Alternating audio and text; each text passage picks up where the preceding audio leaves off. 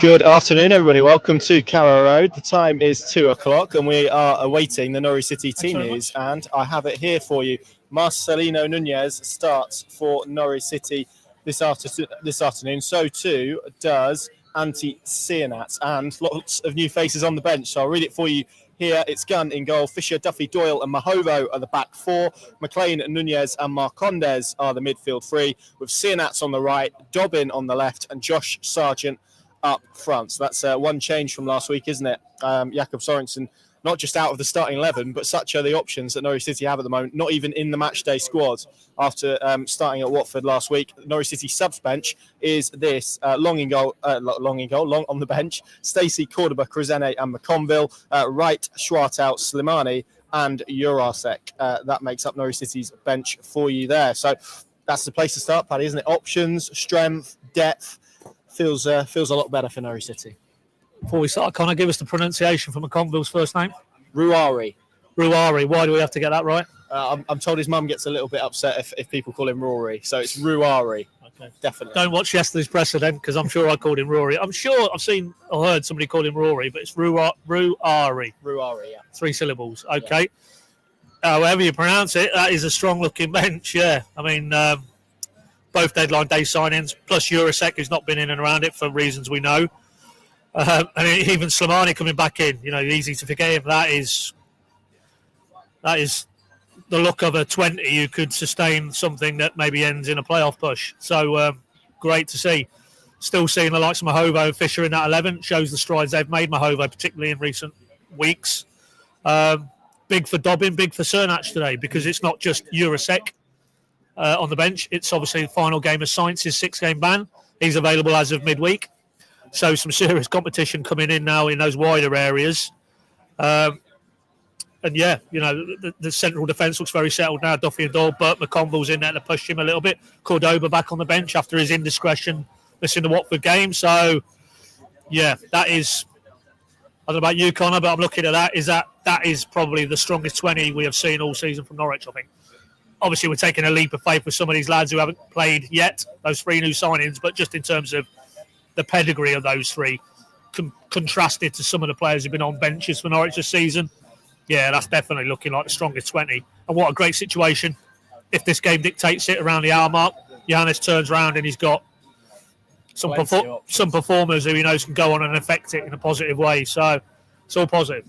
Yeah, it is. And I mean, let's start, I guess, with the 2 returnees. Marcelino Nunez, not just back, but back in the starting 11. I mean, Johannes said yesterday that he's going to have to manage them, and the fact that obviously it's a 3-game week, you could see a situation where, because of the type of game that probably we're expecting and Derby being quite resolute and maybe deploying a little bit of a deep block, why today might be a little bit better suited to Marcelino Nunez and Ben Slimani on the bench as well. You could make an argument as to why Tuesday suits him. So again, it's those options, isn't it? And having that options to be able to shuffle your pack or name a team that maybe you feel can handle opposition, or even, you get 60 minutes into a game and then suddenly you are in a position where Josh Sargent can come off, Nunez can come off, Marcondes, who's played a lot of minutes, can come off. It's just about options, isn't it? And depth, I suppose. And that is what, first and foremost, Slimani and Nunez offer them from a midfield perspective, obviously now supplemented by Jacob Wright as well.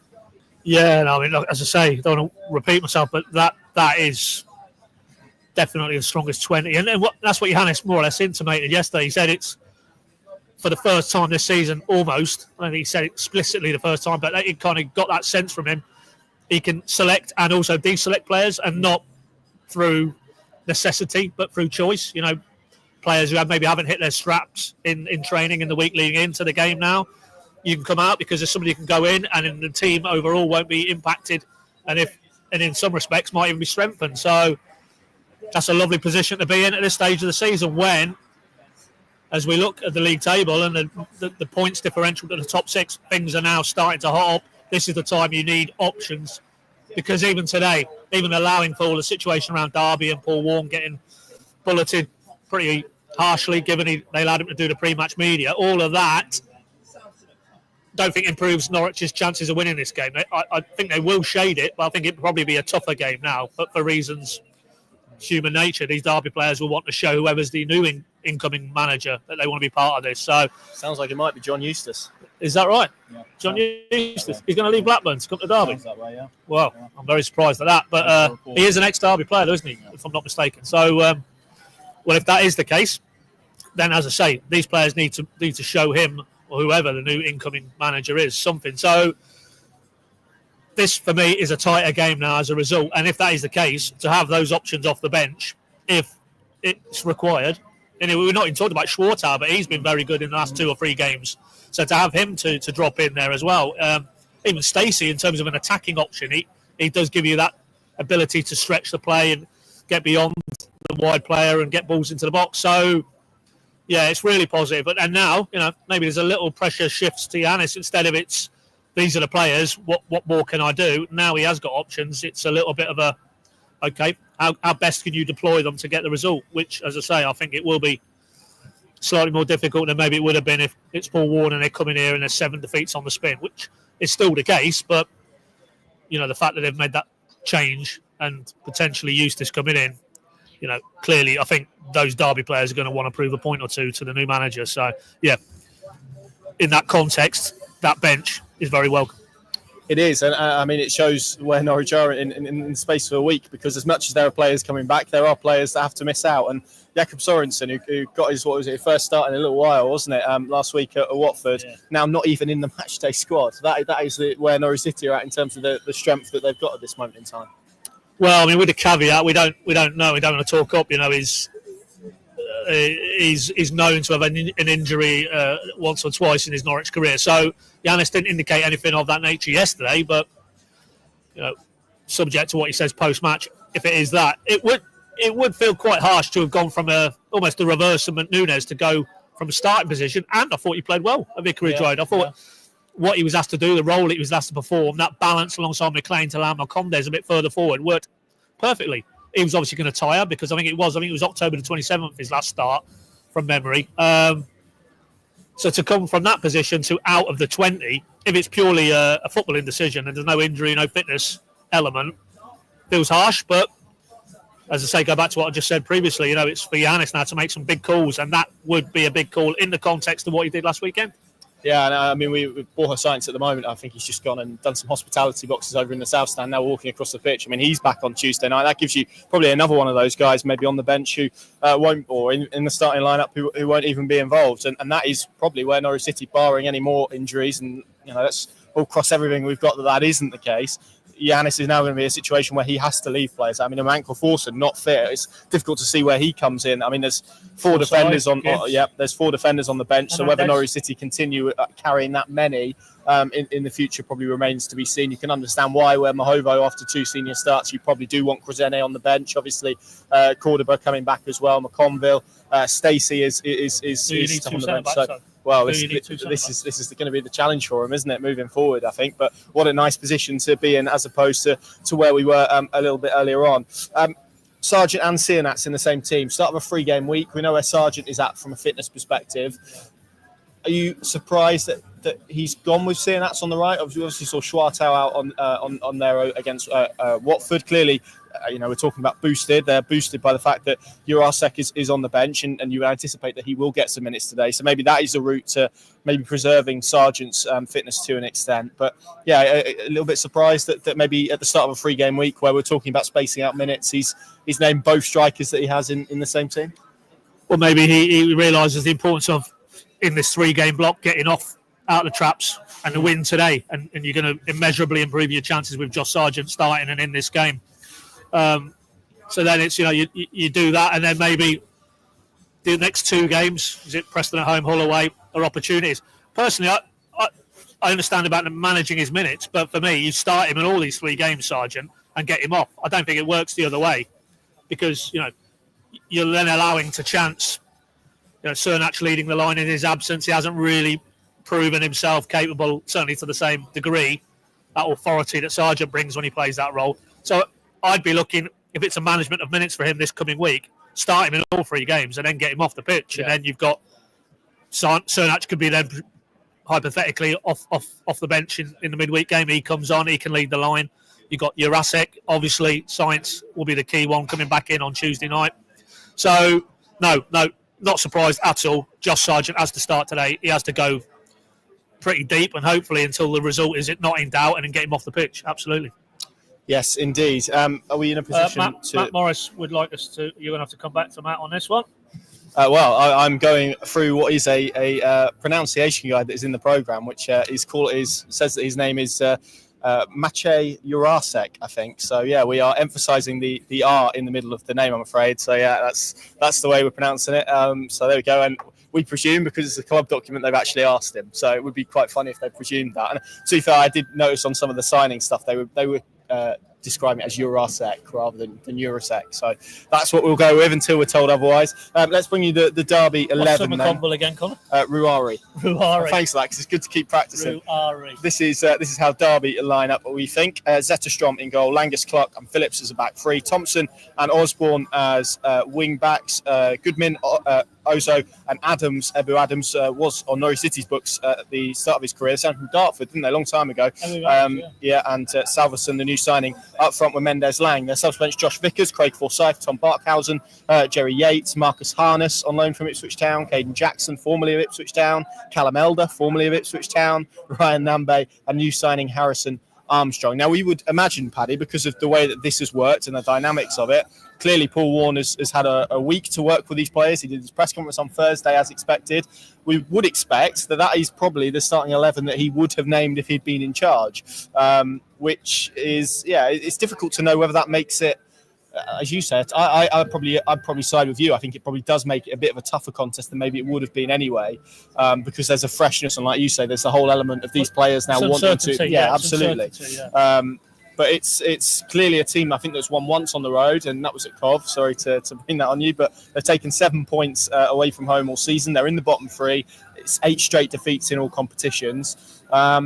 It's difficult to look at this as anything other than an opportunity for Norwich City at the moment. Well, I mean, that, again, the main man himself, Johannes, said if they play at 100%, if they show the same kind of personality and the elements that have characterised these recent performances, they will win the game. You know, he wasn't sitting on the fence. That cuts to what you've described there. It's a team who are in free fall against a team who are going the other way and now 2 points and 2 places outside the top 6 at kickoff. So, and they're at home. So, of course, Norwich should, if they maintain the levels that Johannes is demanding, win this game. But I think the fact that, this has kind of been thrown into the mix, very unsettling from the Derby perspective, but also in terms of you can't really now talk with a greater degree of certainty about what type of performance you'll get from these Derby players. If Warne is still in charge, you might have got more of the same, and those traits that have obviously dragged their season down, and as you say, 8 straight defeats, they would have maybe resurfaced if Norwich had started positively on the front foot, got themselves in front. Now, all bets are off because, if you're a Derby player, you realise that you need to impress the new incoming manager, otherwise you're not going to be part of this moving forward. So human nature would tell you that will probably extract a more committed, if that's not being disrespectful to the Derby players, but certainly a more, robust performance than might have been the case. So, let's not overplay it because it is still the same group of players effectively who got them into a position where they're in trouble and in danger of going back down again. And you're right. I think the fact that change was made so late in the piece, yesterday afternoon, post him doing his media, I can't think that lineup and those players have changed dramatically. So that is still a Paul Warne side, maybe even a Paul Warne setup for today. It's just really whether, and we don't know, were there elements in this dressing room here who weren't having him now and are down tools a little bit, the cliche about losing the dressing room, I always think that's overplayed, but there may have been elements. Well, they always say there's 3 camps, don't they, after a manager goes. There's the happy camp, the sad camp, and the ones in the middle who probably don't really care either way. So it depends how big. If the sad camp was bigger than the happy camp, then we might get a response today, which isn't good for Norwich. But, Norwich still win the game for me, but I think it will be a considerably tougher proposition.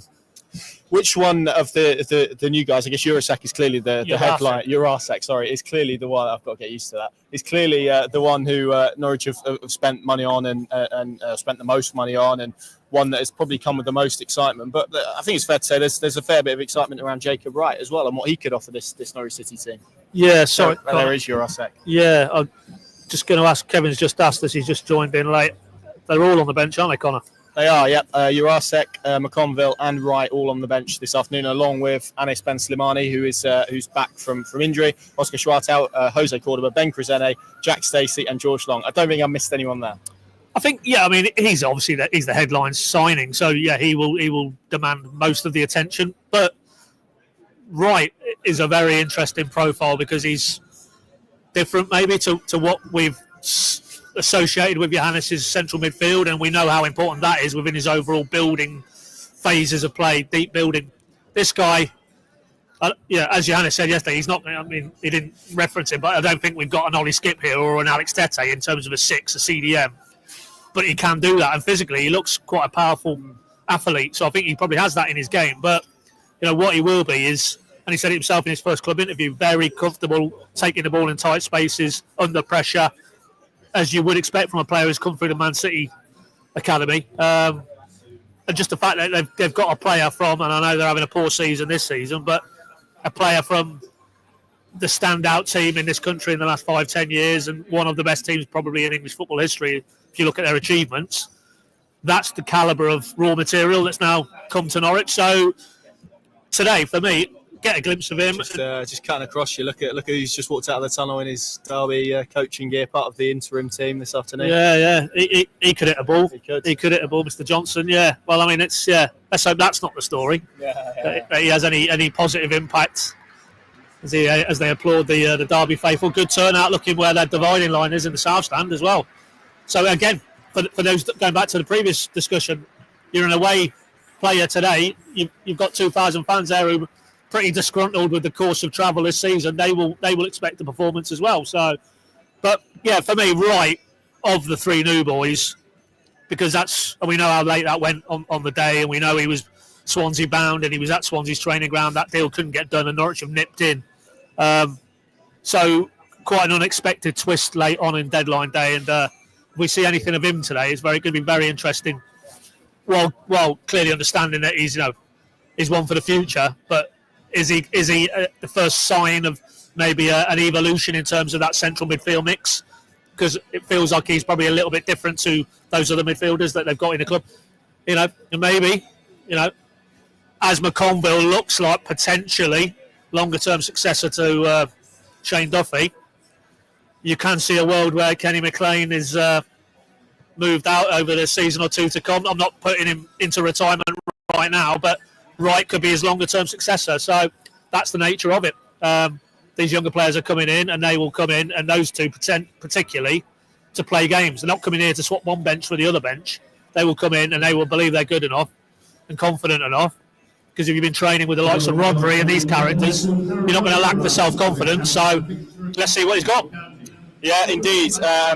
How do you see this game going now? I mean, like you say, you sort of get the feeling now that it is a different game than maybe what it looked like it was going to be 24 or so hours ago. And it is that, isn't it, from a Norwich perspective? It's avoiding complacency. I think as well, if they could get an early goal here this afternoon, it wouldn't half help.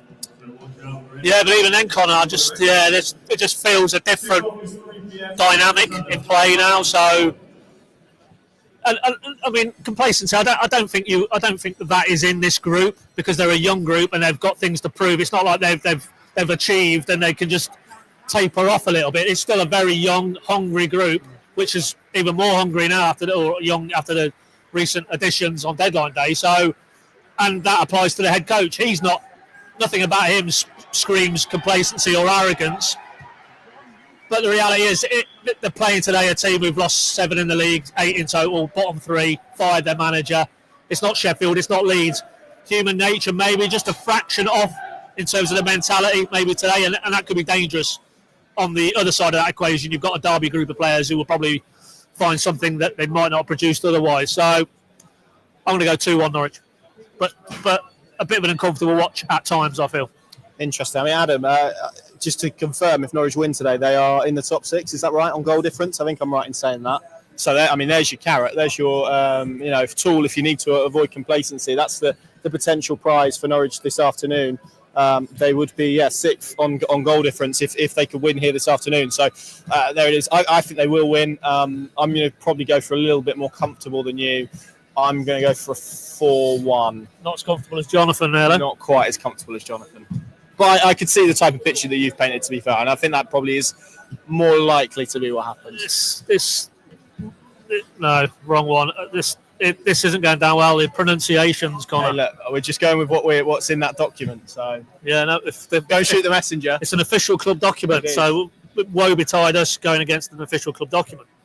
Exactly. That seems like a nice place to leave it. Dubai Canaries gone for a 7-0, which that would be nice, wouldn't it? Let's see how we go this afternoon. But plenty of excitement in the air. It's nice to be at Carrow Road, whether it's that optimism, that excitement to see new faces, returning old faces as well. And let's hope we are still channeling some of that optimism come 5 o'clock this afternoon. We'll, of course, have all the coverage, all the reaction, all the analysis to this afternoon's game over at pinkin.com.